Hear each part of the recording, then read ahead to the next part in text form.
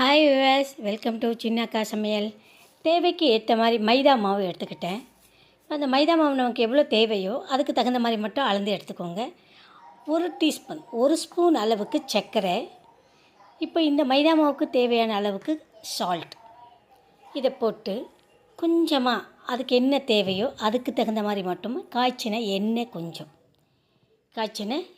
கொஞ்சம் போட்டு நல்லா பிசைஞ்சிருங்க. கட்டி இல்லாமல் நல்லா பிசைஞ்சிட்டு தண்ணியை ஊற்றி வழக்கமாக நம்ம சப்பாத்திக்கு பரோட்டாக்கு எப்படி நம்ம மாவு பிசைவோமோ அந்த மாதிரி பிசைஞ்சு எடுத்து வச்சிடலாங்க.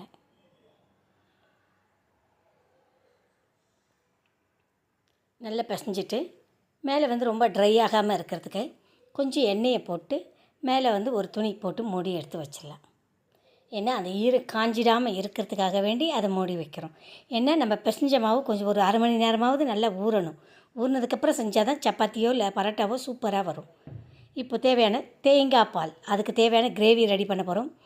தேங்காய் பால், முட்டை, நறுக்கின பூண்டு, நறுக்கின பச்சை மிளகாய், வெங்காயம், பெருஞ்சீரகம், சோம்பு, கருவேப்பிலை. இப்போ அது எப்படி நம்ம ப்ரிப்பேர் போகிறோன்னு பார்க்கலாம். கடாயில் எண்ணெயை ஊற்றிட்டு அதாவது நறுக்கின வெங்காயத்தை போட்டு நல்லா வதக்கிடலாங்க. வெங்காயம் நல்லா வதங்கட்டும், வறுக்க வேண்டாம். வெங்காயம் நல்லா வதங்கினதுக்கப்புறம் தேவையான அளவுக்கு பூண்டு நம்ம கட் பண்ணி எடுத்து வச்சுருந்தோம் இல்லையா, அந்த பூண்டையும் போட்டு நல்லா வதக்கிடுவோம். நல்லா வதங்கட்டும். கூடவே சோம்பு, பெருஞ்சீரகம் எடுத்து வச்சுருந்தோம் இல்லையா, அதையும் எண்ணெயில் போட்டு நல்லா வதக்கிடலாம். நல்லா வறுத்துடலாம்.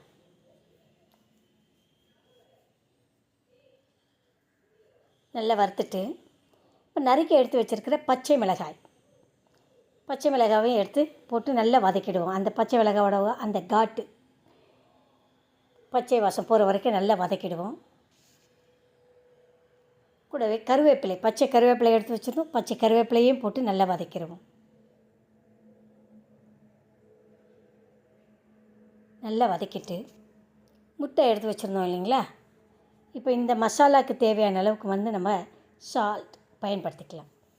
ஏன்னா எப்போவுமே மசாலாவிலேயே சால்ட்டு நம்ம சேர்த்துட்டோம்னா வெங்காயம், இந்த பூண்டு இதிலெல்லாம் பார்த்திங்கன்னா அந்த உப்புத்தன்மை நல்லா டேஸ்ட்டை கொடுக்கும். இப்போது நம்ம அந்த முட்டையை வேக வச்சு எடுத்துருந்தது நல்லா பொடியாக உடச்சி எடுத்து வச்சுட்டுருக்கோம். பொடியாக கட் பண்ணி எடுத்து வச்சுட்டுருக்கிற முதல்ல வெள்ளைக்கருவை போட்டு நல்லா நல்லா வதக்கிடலாம். நல்லா வதக்கிடுவோம். நல்லா அதாவது வறுத்துட்டதுக்கப்புறமா நல்லா வதக்கிட்டதுக்கப்புறம்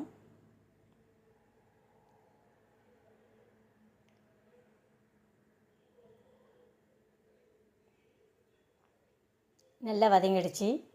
இப்போ பாருங்கள், நம்ம பிழிஞ்சி எடுத்து வச்சுருக்கிற தேங்காய் பால் அப்படியே எடுத்து கொட்டிடலாம். பிழிஞ்சி எடுத்து வச்சுருக்கிற தேங்காய் பால், ரொம்ப தண்ணியெல்லாம் பயன்படுத்த வேண்டாம். ஃபஸ்ட்டில் நம்ம என்னவா பிழிகிறோமோ அந்த பாலை அப்படியே எடுத்து பயன்படுத்திக்கலாம். தண்ணி அதிகமாக போட்டோம்னாக்கா குழம்பு அந்த கிரேவியோட டேஸ்ட்டு மாறிடும். அதனால் ரொம்ப நேரமும் கொதிக்க விட வேண்டாம். ஓரளவுக்கு கொதி திரும்பினாலே போதுமானது. இப்போது தேவைக்கு ஒரு முறை டேஸ்ட்டு பார்த்துருங்க. டேஸ்ட்டு பார்த்துட்டு தேவைக்கு சால்ட்டு பயன்படுத்திக்கலாம். நல்லா கிளறி விட்டுட்டு இப்போ பாருங்கள், அந்த கொதி திரும்புகிற நிலைக்கு வந்துருச்சு. கொதி நமக்கு திரும்புகிற நிலைக்கு வந்ததும் எடுத்து வச்சுருக்கிற அந்த மஞ்சக்கருகளை எடுத்து அதை ஒரு 4 கிளிப்பாக கட் பண்ணி எடுத்து வச்சுட்டுருக்கேன். இப்போ அதையும் போட்டு கொதி திரும்பாமல் லேசாக கொதி திரும்பும்போது இறக்கிடலாம். சால்ட்டை டேஸ்ட்டு பார்த்துருங்க. பச்சை மிளகாயெல்லாம் உரப்புக்கு தேவையான அளவுக்கு எல்லாமே கரெக்டாக இருக்கும். இந்த டேஸ்ட் அப்படி ஒரு டேஸ்ட்டாக இருக்குங்க.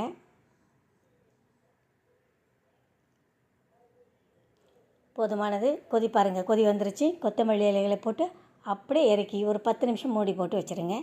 கிரேவி நமக்கு கொஞ்சம் திக்காக கிடைக்கும். அது ஆற விட்டோம்னாக்கா இன்னும் கொஞ்சம் நமக்கு திக்காக கிடைக்கும். அருமையான ஒரு முட்டை கிரேவி ரெடி பண்ணிட்டோம். இப்போ இந்த முட்டை மசாலா ரெடி பண்ணி எடுத்து வச்சிட்டோம்.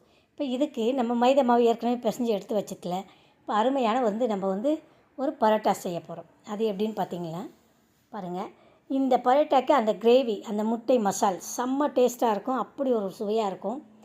பாருங்கள், மாவை எடுத்துட்டோம், அப்படியே கட் பண்ணி எடுத்துக்கிச்சு. இப்போ அந்த தேவைக்கு தகுந்த மாதிரி உருண்டையாக உருட்டிட்டு சப்பாத்திக்கு, அதாவது வழக்கமாக எப்படி நம்ம திரட்டுவோமோ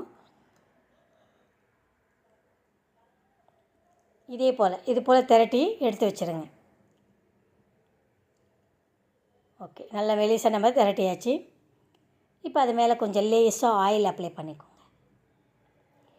அதுக்கு மேலே மாவு எடுத்து வச்சுருப்போம் இல்லையா, நம்ம தேய்க்கும்போது ஒட்டாமல் இருக்கட்டும்னு சொல்லிவிட்டு அந்த மாவை எடுத்து அப்படியே தூவி விடுங்க. தூவி விட்டாச்சு. இப்போ பாருங்கள், நம்ம பரோட்டா நம்மளால் அந்த பரோட்டா மாஸ்டர் ரேஞ்சுக்கு நம்மளால் செய்ய முடியாது.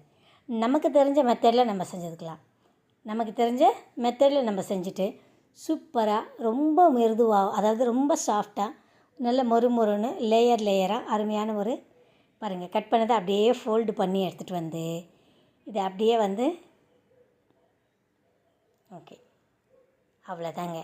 இப்போ நம்ம மறுபடியும் சப்பாத்தி மாதிரி பரோட்டாக்கு எப்படி நம்ம தேய்க்குவோமோ அந்த மாதிரி நாளில் தேய்ச்சிருவோம். அவ்வளோதான், நல்லா திரட்டிக்கோங்க. ரொம்ப தடிமனாக வேணால் ரொம்ப தடிமனாக விட்டாலும் வேகத்துக்கு கொஞ்சமாக இருக்கும். அதனால் முடிஞ்ச வரைக்கும் கொஞ்சம் மெலிசாகவே போட்டுக்கோங்க. அவ்வளோதாங்க. இதை நல்லா தவா காஞ்சதுமே தவாவில் போட்டுருங்க. லேசாக தேவைக்கு ஏற்ற மாதிரி லேசாக எல்லாமே வந்து எண்ணெய் கொஞ்சம் பயன்படுத்திக்கலாம். இப்போ மேலே கீழே திருப்பி போடுங்க. பாருங்கள், பரோட்டா அப்படியே அந்த ஸ்மூத்தாக நமக்கு சூப்பராக கிடைக்கும். இப்போ அது அப்படியே அந்த உப்பி வரும். நமக்கு நல்லா அந்த பரோட்டா நல்லா வேக அப்படியே நல்லா வந்து நமக்கு வந்து உப்பி நமக்கு கிடைக்கும். அவ்வளோதாங்க. அப்படியே எடுத்து போட்டு எடுத்து சாப்பிட்டு பாருங்கள். அவ்வளவு ஸ்மூத்தாக நம்ம அந்த முட்டை கிரேவிக்கு தகுந்த மாதிரி சூப்பரான டேஸ்டியான ஒரு பரோட்டாவும் முட்டை மசாலும் செம்ம டேஸ்ட்டாக இருக்குது. கண்டிப்பாக இது உங்களுக்கும் பிடிக்கும். ஆமாம், அவ்வளோ டேஸ்ட்டாக இருக்குது. பிள்ளைங்களுக்கு செய்து கொடுங்க. கண்டிப்பாக திரும்ப இதுவே வேணுன்ற மாதிரி கேட்பாங்க. அந்தளவுக்கு ஸ்மூத்தாகவும் இருக்குது, சூப்பராகவும் இருக்குது. கண்டிப்பாக ஒரு லைக் கொடுங்க. கருத்துக்களை கமெண்டில் பதிவிடுங்க. மறக்காமல் சப்ஸ்கிரைப் பண்ணுங்கள், ஷேர் பண்ணுங்கள். நன்றி.